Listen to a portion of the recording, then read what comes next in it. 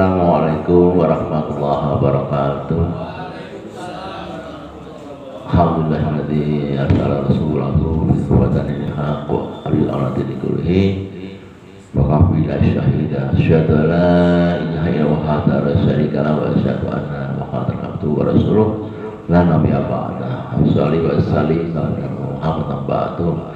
Jamaah mahasiswa Istiqomah rahimakumullah, baik yang ada di Seragam Masjid juga yang mengikuti lewat online begini, syukur alhamdulillah masih bernikmat iman Islam dan kesempatan waktu yang sangat berharga ya. Ibarat orang katakan prime time ya, prime time itu waktu yang sangat istimewa, subuh itu waktu sangat istimewa. Bagi yang mau memanfaatkan waktu ini maka kita akan melihat keistimewaan yang luar biasa dari Allah Ta'ala. Jamaah masih Allah, pagi ini acara seringan ya akan dilakukan Ibu Hajah Ida Bahrul dengan topiknya Tombo Ati. Tombo Ati ya, ini sudah sangat populer ya, sekali. Oleh karena itu pada kesempatan pagi ini Ibu Ida Hajah secara memasuki tempat yang sudah disediakan, monggo silakan. Sebelum dimulai perlu disampaikan juga kepada jamaah baik yang ada di Seragam Masjid dan yang online bahwa pekan depan Sabtu yang akan datang kita libur untuk ceramah kajian pagi, tapi kita ganti kajiannya lewat wisata alam ya, wisata kauniyah, kumpul di masjid ini Ba'da Isya ya, mobil-mobil yang akan dibawa diparkir di halaman Masjid Istiqomah, nggak usah khawatir, semua mobil dijamin keamanannya di halaman masjid ini ya, besok minggu depan di Sabtu malam ya. Demikian untuk saya, monggo disilakan Ibu Hajah Ida Bahrul menyampaikan tausiahnya.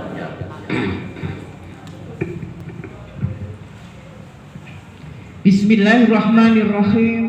Assalamualaikum warahmatullahi wabarakatuh. Waalaikumsalam warahmatullahi wabarakatuh. Alhamdulillahilladzi hadana li hadza wa ma kunna linahtadiya laula an hadanallah. Asyhadu an la ilaha illallah wa asyhadu anna Muhammadar Rasulullah. Allahumma shalli ala Muhammad wa ala ali Muhammad. Yang terhormat Ustadz Umar Siddiq, kemudian yang saya hormati pembina MSI, ketua dan seluruh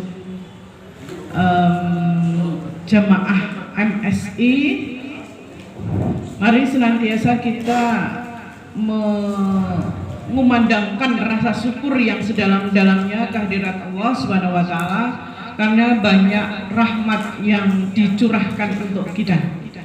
Salawat dan salam senantiasa selalu tercurah untuk kekasih kita Rasulullah Sallallahu Alaihi Wasallam dan juga para pengikut setianya.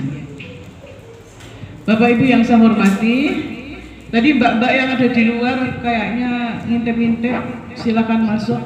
Ini kebetulan agak sepi, mungkin banyak kegiatan yang sedang berlangsung atau bersamaan, atau mungkin karena subuhnya agak kesiangan sehingga Bapak Ibu pun juga hadirnya agak siang. Bapak Ibu yang kami hormati, pada saat ini saya diberikan kesempatan untuk memberikan selingan. Ya, selingannya yang ringan-ringan saja, tapi insya Allah maknanya berat. Materinya ringan tapi insya Allah maknanya berat. Kultum kuliah 7 menit atau 17 menit nanti ya, kita lihat saja berapa menit. Bapak Ibu yang saya hormati, di dalam Al-Quran di surat Al-Asr itu Allah kan senantiasa berfirman bahwa sebenarnya manusia itu dalam keadaan rugi. Manusia itu rugi, hidup rugi, dan besok mungkin tidak bisa masuk surga yang diharapkan. Kecuali orang-orang yang di surat Al-Asr itu wal asri demi waktu innal insana lafi khusr, sesungguhnya manusia dalam keadaan rugi illal ladzina amanu, kecuali orang yang beriman wa amilus sholihah, dan beramal soleh, wa amilus wa tawassaw bil haqq wa tawassaw bis sabr, dan selalu mengajak pada hal yang baik, yang benar, haknya yang benar, dan mengajak kesabaran. Nah itu Bapak Ibu, kita insya Allah salah seorang yang memenuhi kriteria itu, yang tidak rugi. Karena apa? Kita beriman dan selalu mengajak pada kebenaran dan kesabaran. Cara kita mengajak ini berbeda-beda modelnya. Ada yang model serius, ada model pakai senandung lagu. Nah saat ini pun Bapak Ibu juga akan saya ajak bersama-sama dulu untuk menyenandungkan lagu yang harusnya melekat di hati ini. Sudah ada yang mau bersama-sama? Tombo ati iku limo perkara kabeh pisan maca Quran samanane,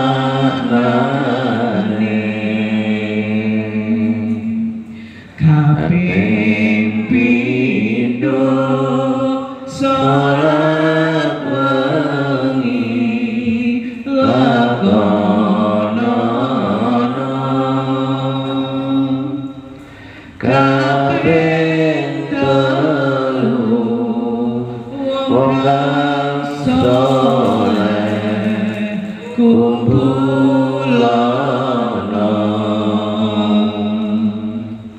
kaping papat weteng sira ingkang luwe,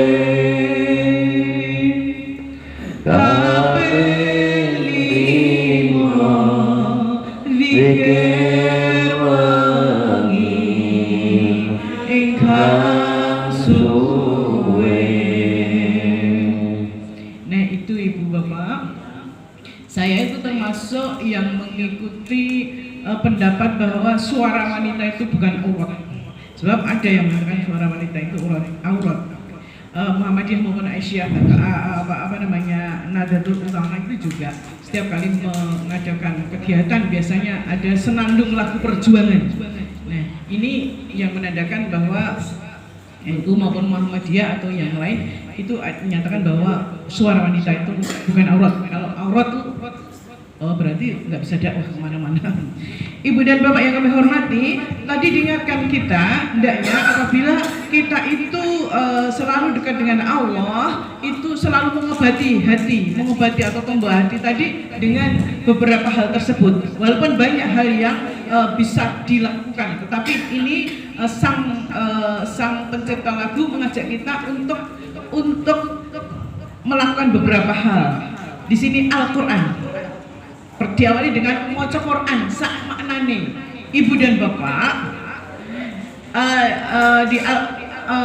di surat itu Iqra bismi rabbikal ladzi khalaq, ya, di Al-Alaq itu hendaknya kita Iqra, bacalah, ya, itu bisa itu di situ Bapak Ibu bisa membaca, bacalah dengan menyebut nama Tuhanmu yang menciptakan. Halo. Iya, itu kalau sedang asik saya sapa. Halo, assalamualaikum. Ibu Bapak, kita itu sudah tahu bahwa Al-Quran petunjuk hidup, tapi ada sesuatu yang belum diketahui. belum diketahuinya apa? Ada yang mengejar one day one shoes gitu. Itu bagus. Namun kalau yang dikejar terus menerus begitu, nah itu ada sesuatu yang perlu dikoreksi. Memang kita membaca Al-Quran itu satu huruf itu 10 kebaikan, nilainya 10 bagian atau pahalanya ya.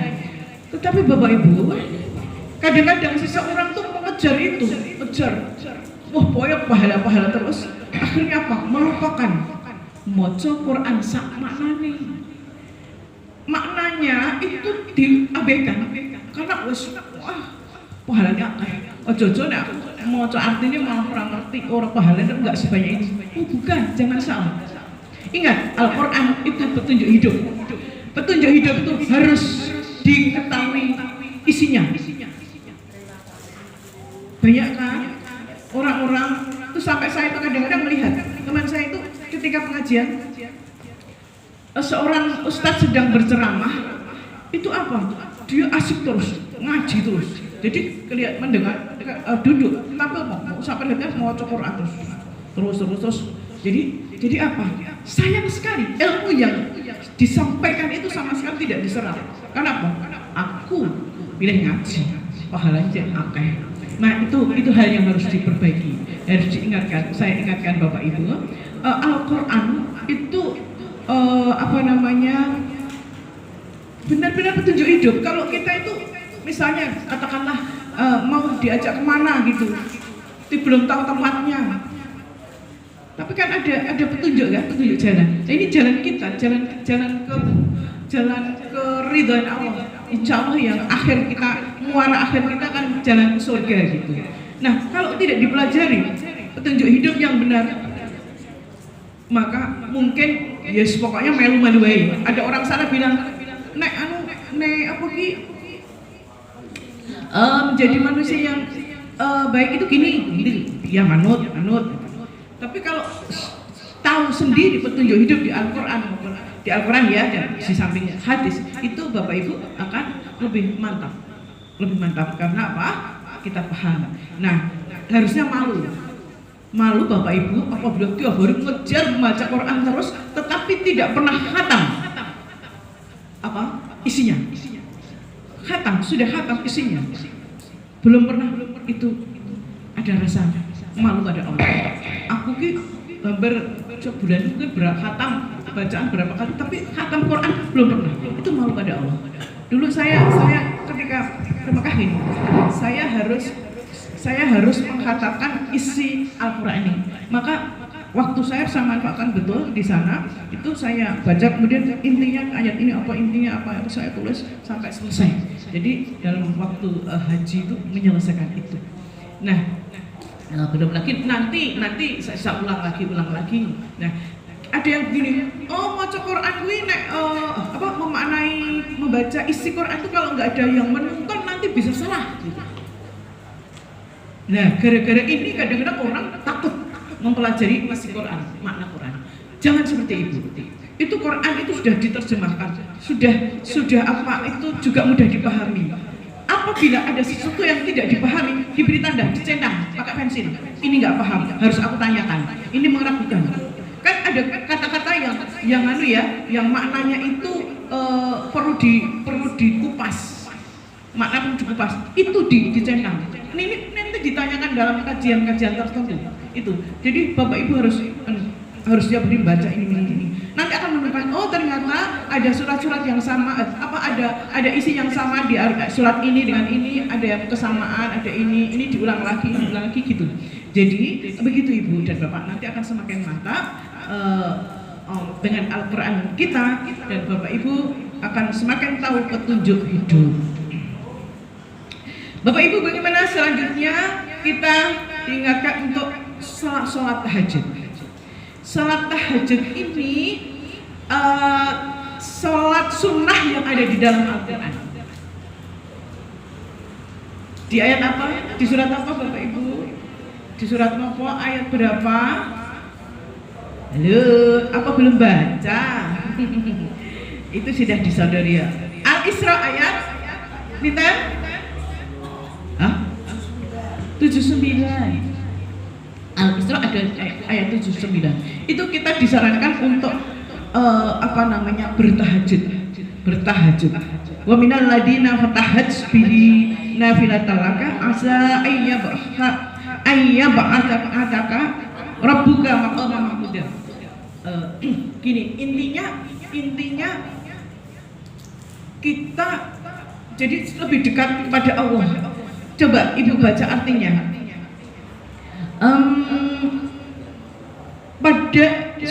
Pada sebagian malam lakukanlah sholat tahajud sebagai suatu ibadah tambahan bagimu. Mudah-mudahan Tuhanmu mengangkatmu ke tempat yang terpuji.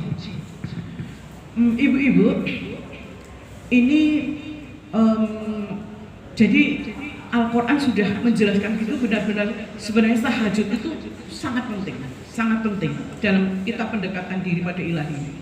Itu sudah dijelaskan ada di Quran. Kalau sholat-sholat yang lain kan ada di hadis, nah ini ada di Quran. Nanti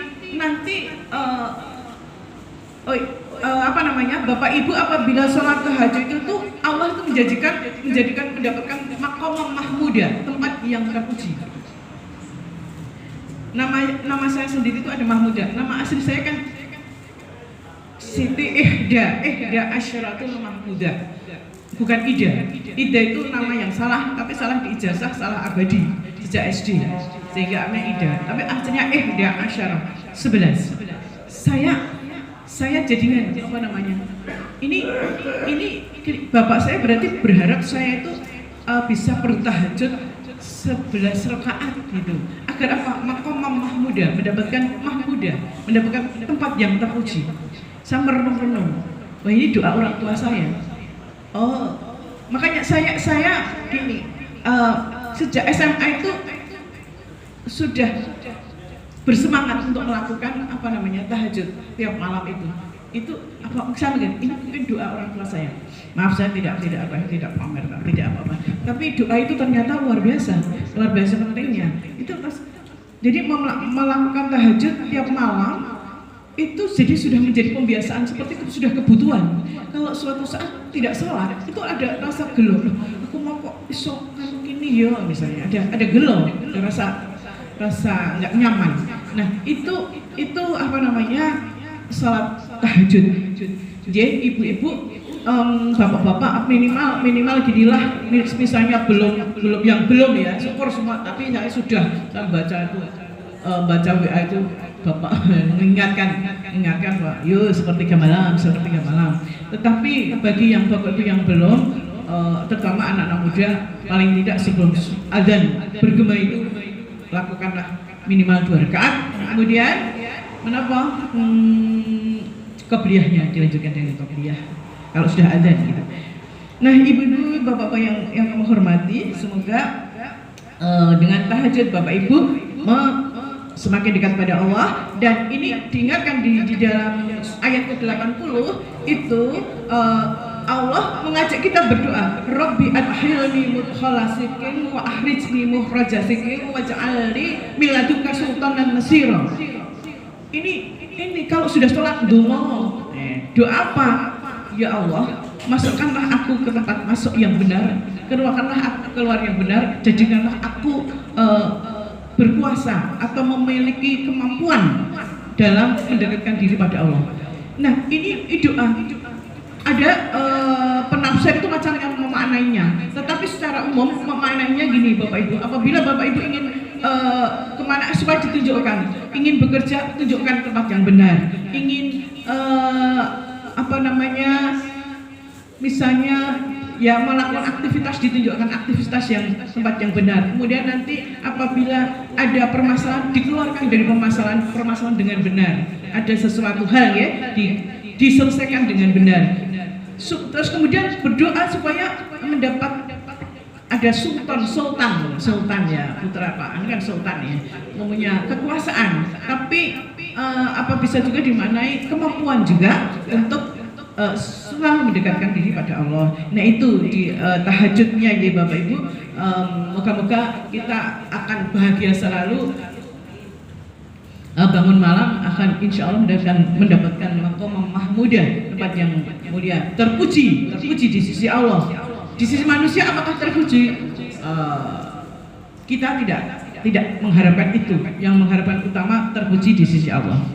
Kemudian yang berikutnya, berkumpullah dengan orang-orang soleh, berkumpul bersilaturahmi. Ya alhamdulillah, ini Bapak Ibu, ini salah satu wujud bersilaturahmi secara offline, bersilaturahmi pun bisa secara online. Karena apa? Karena sebab jauh atau karena sesuatu hal. Nah, teman-teman yang online itu juga sedang sedang proses bersilaturahmi. Silaturahmi itu ada di Quran maupun di hadis. Ya, maka yu'minu billahi wal yaumil akhir fal yasil rahimah. Barang siapa yang mengaku beriman pada Allah dan hari kiamat, sambunglah tali silaturahmi. Nah, ini penting sekali. Apabila Bapak Ibu bahkan kita memutus silaturahmi itu ancamannya juga berat. 3 hari mendiamkan temannya atau memutus silaturahmi, tidak segera berbaik hati, menyambung lagi, itu ancamannya neraka yang saya dengar di hadis itu begitu. Ya, oleh karena itu baiklah kita hendaknya selalu bersilaturahmi. Di dalam Al-Quran itu juga disebutkan di surat An-Nisa ayat 36, sembahlah Allah dan kamu jangan mempersekutukannya dengan sesuatu pun, dan berbuat baiklah kepada kedua orang tua, karib, kerabat, anak-anak yatim, orang-orang miskin, tetangga dekat dan tetangga jauh, teman sejawat, ibnu sabil dan hamba sahaya yang kamu miliki. Sungguh Allah tidak menyukai orang-orang yang sombong lagi membanggakan diri. Jadi tidak mau bersilaturahmi. Nabi mukhtalim fakhur. Ya, mukhtalim fakhur, sesungguhnya Allah tidak menyukai ini orang-orang yang sombong lagi membanggakan diri. Ibu dan Bapak, kadang-kadang kita itu diuji dengan keberadaan diri kita. Mungkin karena kekayaan, mungkin karena kecantikan, mungkin karena jabatan. Itu kadang-kadang seseorang membuat silaturahminya terputus. Misalnya, aku jadi kepala ini kok masuk suruh ke rumah dia, anak buahku atau orang miskin itu. Nah, kadang-kadang seperti itu, ada rasa gitu. Aku sudah sebagai petinggi, ini kok aku disuruh berakrab-akrab dengan seseorang itu, enggak pas. Nah, itu yang sombong. Dan kesombongan itu sangat dilarang oleh Allah. Kita tetap bersilaturahim, ya, silaturahim atau silaturahmi. Kalau silaturahmi itu bahasa bakunya di kamus bahasa Indonesia, silaturahim bahasa aslinya ya. Ibu dan Bapak, sangat pentingnya silaturahmi, maka jangan sampai kita memutus silaturahmi tersebut. Lebih pada orang tua. Ini sudah Bapak Ibu baca pada siapa saja. Yang intinya kepada semuanya, kita hendaknya jangan memutuskan silaturahmi. Kemudian nomor 4, berpuasa. Berpuasa di sini kalau wajib memang harus ya, di surat Al-Baqarah 184, ya ayyuhalladzina amanu kutiba alaikumusiyam kama kutiba alal ladzina min qablikum la'allakum tattaqun. Itu sudah santapan sehari-hari kita, lebih-lebih saat ini menjelang puasa. Wahai orang-orang yang beriman, diwajibkan atas kamu sekalian berpuasa sebagaimana diwajibkan atas orang-orang sebelum kamu. Nah, ini kalau orang yang ingin hatinya itu selalu terobati, selalu terjaga, itu yang jelas wajib, itu tidak boleh ditinggalkan dalam keadaan apapun. Kemarin saya juga memberikan nasihat pada para tunanetra di Kabupaten Semarang. Kemarin kami kumpulkan ini, ternyata mereka tuh butuh sekali nasihat dengan bahasa mereka, dengan sentuhan-sentuhan yang bisa mengingatkan mereka. Kalau ibu-ibu, mereka Bapak Ibu di sini tokoh agama, tentu hal demikian hal yang sudah sangat paham. Kemudian termasuk puasa sunnah pun juga sangat sudah dianjurkan juga di hadis Nabi ya, hadis-hadis kalau puasa banyak kan berada di hadis, salah satunya puasa Dzulhijjah, puasa banyak ya, Senin Kamis dan lain-lain. Bapak Ibu mungkin sudah terbiasa melakukannya, bagi yang sudah terbiasa mungkin nyaman-nyaman saja ya, nyaman-nyaman saja melakukan aktivitas dengan berpuasa. Tapi bagi yang belum dan dampaknya kadang-kadang ya puasa malam lemes akhirnya tidak banyak mengerjakan yang lain, ya cari aktivitas lain yang membuahkan pahala yang insya Allah juga tidak kalah dengan berpuasa, terutama pada para pekerja yang aktivis-aktivis yang memang butuh selalu disuapi, selalu harus. Yang terakhir ya berarti yang berapa tadi? Yang kelima terakhir, zikir malam perpanjanglah. Nah ini memang asik sekali apabila kita itu mau berzikir malam, Bapak Ibu. Berzikir malam, soal zikir itu juga diperintahkan oleh Allah. Di sini saya tuliskan dalam surat Al-Isra ayat 44 tertulis, langit yang 7, bumi dan semua yang ada di dalamnya bertasbih kepada Allah. Dan tidak ada sesuatu pun melainkan bertasbih dengan memujinya. Tetapi kamu tidak mengerti tasbih mereka. Sungguh Dia Maha Penyantun, Maha Pengampun. Semua yang ada itu bertasbih. Benda, semua benda itu bertasbih. Bertasbihnya bagaimana? Allah sendiri sudah mengatakan, kamu tidak tahu, tidak mengerti bagaimana bertasbih. Nah, nggak tahu kalau suatu saat ada ditemukan teknologi yang hebat, bisa saja mungkin kita bisa melihat sebagian benda-benda bumi itu bertasbih. Yang jelas contoh-contoh yang sudah ada yang kita baca mungkin ya, misalnya penelitian ada tanaman yang ditanam, yang satu disetelkan musik dangdut, yang satu Al-Quran gitu.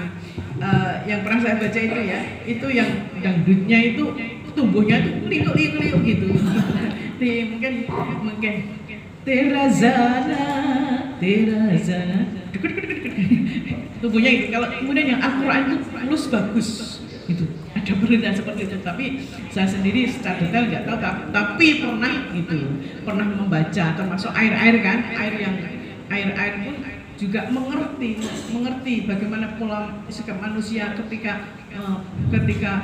diperiksa air yang ada di doani atau enggak, itu ternyata diperiksa di laboratorium itu beda cantiknya atau kebersihan dan sebagainya, yang jelas gambarnya itu berbeda.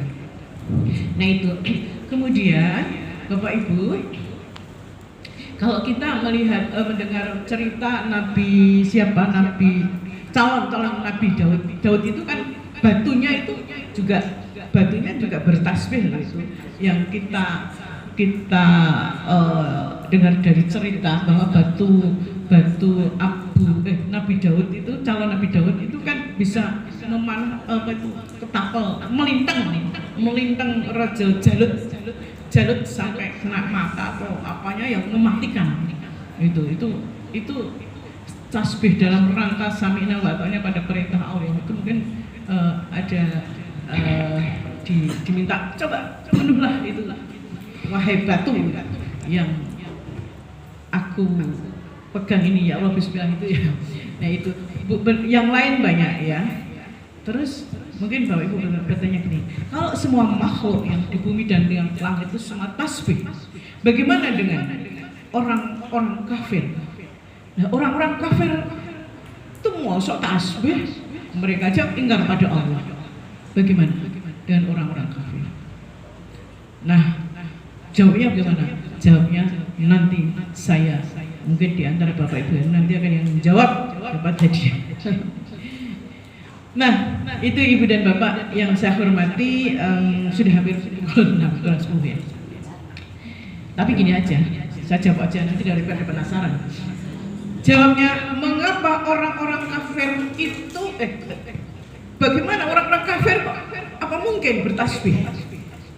Jawabnya Bapak Ibu, orang kafir itu kan yang kafir jiwanya, fisiknya, tangannya, kakinya, semuanya itu bertasbih pada Allah. Jadi jiwanya yang tidak bertasbih pada Allah, tapi sebenarnya kakinya semuanya. Maka Bapak Ibu, karena semua makhluk itu bertasbih dan sebenarnya mungkin bisa komunikasi dengan kita, tapi kita tidak tahu. Kita itu hendaknya bersilaturahmi dengan baik dengan ciptaan-ciptaan Allah itu, apalagi binatang-binatang yang jelas merasakan sakit. Ada anjing, awas, najis, lempar, itu dilarang, jangan. Dulu zaman saya kecil tuh ada itu ya. Kemudian ibu-ibu kalau nyiramin tanaman ya, ucapkan salam, assalamualaikum. Saya praktek assalamualaikum, assalamualaikum, assalamualaikum, assalamualaikum. Tanaman-tanaman mereka bertasbih bisa mungkin bisa menangkap kita. Nyatanya kalau kita perlakukan dengan baik, hasilnya juga baik. Nah, ibu dan bapak itu tasbih mulai sekarang kan bapak ibu hendaknya berhati-hati. Termasuk misalnya bapak ibu membunuh kadang-kadang ya, kalau saya itu kadang ada semut ya, aduh itu semut karena memang harus terpaksa sekali kadang-kadang karena ke tubuh dekat bayi ya, akhirnya misalnya pun harus ampun bismillahirrahmanirrahim dipencet. Tapi ketika semut-semut itu tidak mengganggu, sudah biarkan saja mereka pesta. Ada seorang bakul aja, ada ada punya jualan aja juruh atau juruh juruh atau kuah manisnya. Juruh itu diletakkan di mana, di tanah, sedekah semutnya kumpul itu pas ada 5 hal. Moga-moga manfaat, jadi ringan tapi insya Allah isinya bobot. Mohon maaf bila ada sesuatu yang kurang berkenan. Akhirul kalam billahi taufiq wal hidayah. Wassalamualaikum warahmatullahi wabarakatuh. Demikian tadi ceramah ketombaati dari Bu Hajah Indah Barum. Barangkali ada 1-2 pertanyaan dari jamaah, baik yang offline dulu, yang di Serambi Masjid dulu, silakan. Yang online tunggu sebentar. Ada?